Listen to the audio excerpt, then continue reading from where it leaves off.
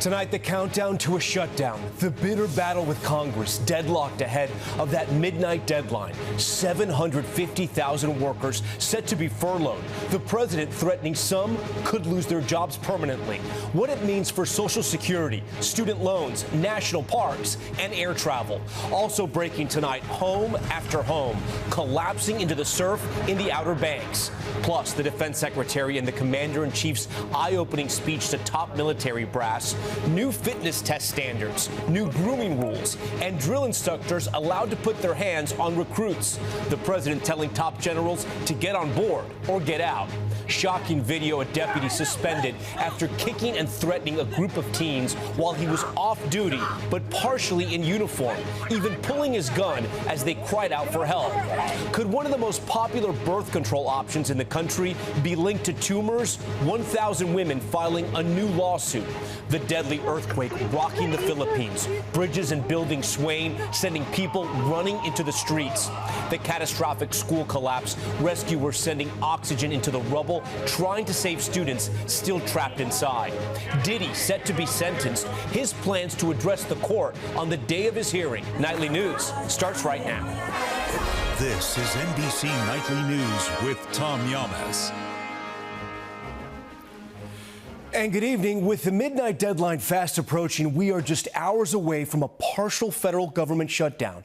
A Republican spending bill would keep the government open, but it needs 60 votes to pass. You're looking live right now to that vote. A shutdown would likely furlough 750,000 federal workers, with President Trump threatening some could lose their jobs permanently.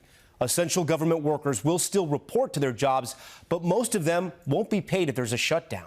Social Security, Medicare, and VA benefits would all continue, but staffing shortages could mean there are delays in that service. Republicans and Democrats blaming each other as the clock ticks down. Ryan Nobles is on Capitol Hill for us tonight. Ryan, where does an 11th hour push to keep the government open really stand right now? Tom, tonight the Senate held a series of votes designed to avoid what had become increasingly inevitable. Both of those votes failed to meet the 60-vote threshold, meaning that at midnight tonight, the federal government is set to shut down.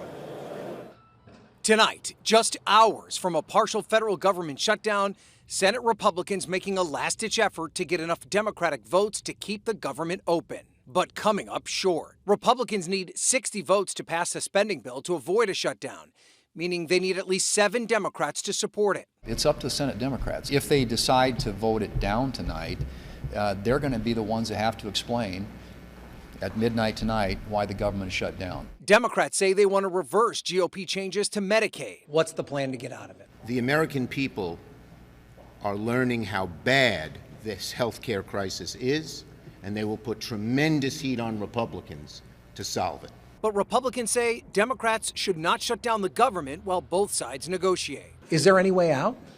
I don't know. That's what worries me. I don't know why. I just say to my Democrat colleagues, there is no reason for a shutdown. The last thing we want to do is shut it down, but a lot of good can come down from shutdowns. We can get rid of a lot of things that we didn't want, and they'd be Democrat things. President Trump tonight warning of mass firings. The Democrats want to shut it down, so when you shut it down, you have to do layoffs. You can't fire massive firings in the federal government without hurting the quality of services for the American people. In a shutdown, Social Security, Medicare, and VA benefits would continue, as would student loans. But national parks could close, and 750,000 federal workers could be furloughed. Others, like TSA officers, would work without pay. We're looking for bombs, weapons, stuff like that, and you can't miss, right?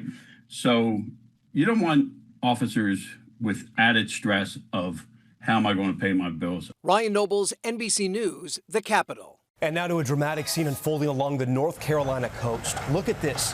5 homes in Cape Hatteras just collapsing into that intense surf, all within 45 minutes of each other. Bill Cairns joins us now live. Bill, as we look at that radar, these 2 storms are massive in size, and even without a direct hit, we're already seeing the impacts. Yeah, the powerful waves from Umberto arrived during this high tide cycle today. 11-foot waves were out in the Outer Banks. This was expected. These homes were evacuated long ago. We knew that this would occur. We just didn't know with what storm. and the huge waves from Umberto have taken at least 5 homes. There's been 12 since 2020. This is not a new problem for the Outer Banks, but one that's going to get worse in the years and decades ahead. The Outer Banks is slowly sinking. Plus, with climate change, the ocean level slowly going up, and with a warmer ocean, we're getting bigger, more powerful storms. So we're going to get more beach erosion problems in areas like the Outer Banks and on the East Coast. So still dangerous conditions all week long as the waves still arrive from both hurricanes till the weekend. All right, Bill, great to see you. We thank you for that. Now to a gathering unprecedented in modern times. Defense Secretary Pete Hegseth summoning hundreds of U.S. generals and admirals from all over the world.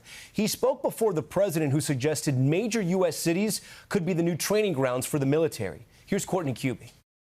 The topic was shrouded in secrecy beforehand, and security was tight. Some of the nation's most senior military leaders ordered to board buses at 3:30 a.m. and then wait hours for the event to begin, according to defense officials. This speech today is about people, and it's about culture. Defense Secretary Pete Hegseth telling generals and admirals who'd flown in from all over the world to get on board with a series of changes. But if the words I'm speaking today are making your heart sink, then you should do the honorable thing and resign.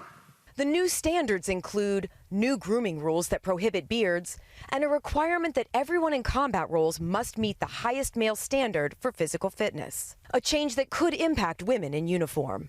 If that means no women qualify for some combat jobs, so be it. He also plans to overhaul equal opportunity programs and the role of the Inspector General at a time when the Secretary himself awaits the release of an IG review on whether he shared sensitive information on Signal, an unclassified server, an accusation Hegseth denies.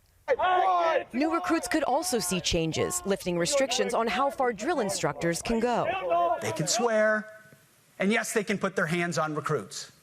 This does not mean they can be reckless or violate the law, but they can use tried and true methods to motivate new recruits. Retired Lieutenant General Mark Hertling is concerned about the impact all of it may have on troops. To hear the kinds of things that came out of the Secretary's mouth shows that he doesn't really respect them as contributors to the combat arms or fighting our nation's wars. President Trump today endorsing Hegseth's speech and repeating his ultimatum. If you don't like what I'm saying, you can leave the room. Of course, there goes your rank, there goes your future. In the president's remarks, which were highly political, he also defended the use of troops in American cities. And I told Pete we should use some of these dangerous cities as training grounds for our military. The military leaders in the auditorium showed little reaction to the remarks today, politely clapping at the end of each speech. As officers in uniform, they are prohibited from endorsing political comments. Tom? All right, Courtney, we thank you. Now to South Carolina, where a deputy has been suspended after video showed him pointing a gun at teens in a neighborhood. Priscilla Thompson has more on this investigation. Bro, get on the ground! Come here! Growing outrage in South Carolina over this video. Sir, can you call the cops, please? Hey, call the police. I am the police. What are you doing? Get the f*** on the ground. Yo, hey. An off-duty Beaufort County Sheriff's deputy seen pulling and kicking and pointing his gun at a group of teens who were in his Hilton Head neighborhood Sunday night, the Sheriff's Department says. NBC News does not know what happened before the recording. I will shoot you. The officer heard saying, "I will shoot you," as one of the boys begs him to stop. Hey, no, no, no, stop, stop. Do not shoot. Why are you pointing? I know. On the ground. Why are you doing what? Then screams for help and mom. Hey, help! Help! Help! Mom! Mom! That officer, who officials have not publicly identified, is now suspended without pay, the Sheriff's Department says, pending an internal affairs and possible state criminal investigation. The department saying in a statement, deputies are held to a higher standard as they must abide by all policies and procedures, both on and off duty. Bro, what are you doing? As tonight, many in the idyllic beachside community demanding answers. Priscilla Thompson, NBC News. Sean Diddy Combs is set to be sentenced on Friday following his conviction on prostitution charges over the summer. Prosecutors are asking a judge to put him away for more than a decade, while Combs' team wants 14 months. Here's Chloe Malas. Tonight, prosecutors asking a judge to sentence Sean Diddy Combs to more than 11 years in federal prison, arguing he engaged in violence and put others in fear. A stark contrast to Combs' legal team, who are seeking 14 months, which would see him walk free in a matter of weeks, as he's already served 13 months in prison. Look for the judge to land somewhere in the middle, split the difference, a sentence of maybe 4 to 6 years. Combs was convicted on prostitution charges over the summer, but acquitted of sex trafficking and racketeering, which carried up to a life sentence in prison. A source familiar with Combs' strategy telling NBC News that the mogul plans to address the court himself during his sentencing hearing. Both sides have submitted letters to the judge, one written by Cassie Ventura, Combs' former girlfriend, who was a key prosecution witness, writing in part, "I am so scared that if he walks free, his first actions will be swift retribution towards me and others who spoke up." Combs' 85-year-old mother writing that her son has made some terrible mistakes in his life, which I know he recognizes. Chloe Malas, NBC News, New York. All right, we head to the Mideast now, where President Trump's Gaza peace plan picked up momentum tonight as more Arab states announce their support, while President Trump is issuing a new deadline for Hamas to accept that deal. Here's Richard Engel. President Trump said today that time is running out for Hamas to accept his proposal to end the war in Gaza. Well, we're going to do about 3 or 4 days. And if Hamas says no, Israel has the green light from the U.S. to keep the war going. We have one signature that we need, and that signature will pay in hell if they don't sign. I hope they sign. Israel has already approved Trump's plan, which demands Hamas release all of its hostages in 72 hours and disarm, in return for Israel withdrawing from much of Gaza. And the Trump proposal has momentum, now backed by nearly a dozen Arab and Muslim-majority countries, including Egypt, Saudi Arabia, and Jordan. And that is lifting the spirits of Eli David. His brother Eviatar is one of the remaining living hostages, last seen skin and bones in a Hamas video. I don't know if we'll see a lot of hostages coming back in 3 days. It sounds like a dream to me. Does it feel any different this time than previous attempts that have obviously been unsuccessful for your brother? Yes, it does. It does. It does. To see the support worldwide, from side to side, in Israel and abroad, maybe it is different. Tonight, Hamas says it is still studying the terms of Trump's peace plan. Tom? All right, Richard Engel for us in the region. In the Philippines, the death toll is rising after a strong earthquake, take a look, rocked the island nation, sending people running into the streets. You can see this bridge swaying, drivers falling off their motorbikes as it rocked. This cross tumbling off the top of a church. Officials there say at least 20 people are dead, with many more injured. And in Indonesia tonight, rescuers are trying to save dozens of students caught beneath the rubble of a school that collapsed. 3 people are dead and nearly 100 injured. NBC's Raf Sanchez tonight with the video. Tonight, in the ruins of this collapsed high school, a desperate race against time to save dozens of teenage students trapped in the debris. Officials say 38 people are missing, some calling out to search teams from below the rubble. 3 people already confirmed killed, and growing dread that the toll will rise. One moment of hope. This child rescued and rushed to an ambulance. But the search for others is painfully slow. This team is pumping oxygen into the wreckage, trying to keep survivors alive long enough for rescuers to reach them. Authorities say a top floor under construction crumbled. Parents now in agony waiting to learn the fate of their children, hoping they're on a list of those found alive. This man's 13-year-old nephew, Rosie, is still trapped. He says, I don't know how he's doing, whether he can be saved, whether he's dead or alive. Raf Sanchez, NBC News, London. All right, back here at home, we'll be right back with our report on a popular birth control shot millions of American women take, why hundreds are now suing the manufacturer after they say they developed tumors. Stay with us. We are back now with a lawsuit against Pfizer over a popular birth control drug. More than 1,000 women are suing the company, alleging it failed to warn doctors and patients about a possible risk of tumors. Here's Zincle Esamoah. Robin Phillip has been through 2 surgeries and months of radiation, all due to a tumor she now believes was caused by her birth control injections. If I would have knew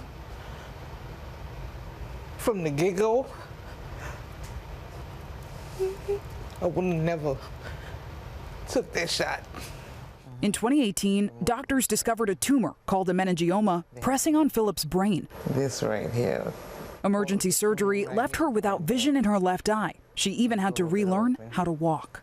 It was a whole reframing of life. I lost my apartment. I had to move in with my mama.